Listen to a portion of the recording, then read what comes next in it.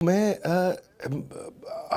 बोलते तो हैं कि नारी नहीं है बेचारी, पर आपके केस में ये अद्भुत कार्य अपने इतने वर्ल्ड रिकॉर्ड बनाए, ये किए कैसे आपने? मतलब स्विमिंग तो बहुत ही डिफिकल्ट है। मेरे घर में स्विमिंग पूल है, पर मैं 4 ब्रेथ मारने के बाद लगता है यार 4 लेंथ कब मारूंगा इकट्ठे। कैसे किया आपने? देखिए, जब मैं चलती फिरती थी, मैं एक गृहिणी थी, 2 बच्चों की माँ थी, एक आर्मी वाइफ थी, और मैं अपनी उस पहचान से खुश थी, क्योंकि उस पहचान पे कभी किसी ने सवाल नहीं उठाया।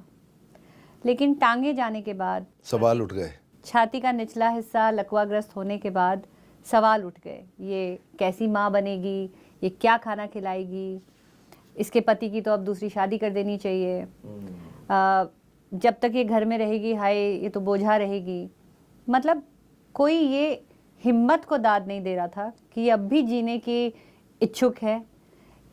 ये वो नारी है जो माँ है और वो अपने 2 बच्चों को बड़ा होता हुआ देखने के लिए जीवित रहकर खुश रहना जानती है।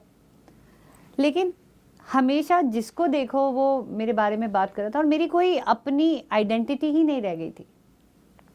बस आइडेंटिटी के नाम पे हाय बेचारी, अपंग, बोझा, इसके ऊपर खर्चा हो जाएगा। मैं खुद ही अपने आप को ढूंढने निकली थी, मुझे एक पहचान बनानी बहुत थी। टाइम से ये बोला करता था कैमरा पे कि ब्रेक डाउन को ब्रेक थ्रू में कन्वर्ट करो, क्राई को ट्राई में कन्वर्ट करो।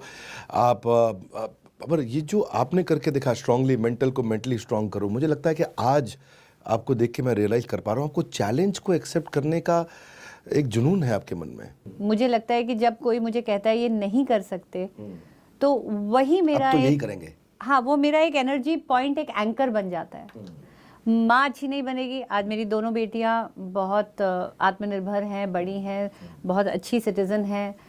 खाना नहीं बनाएगी तो रेस्टोरेंट चला दिया।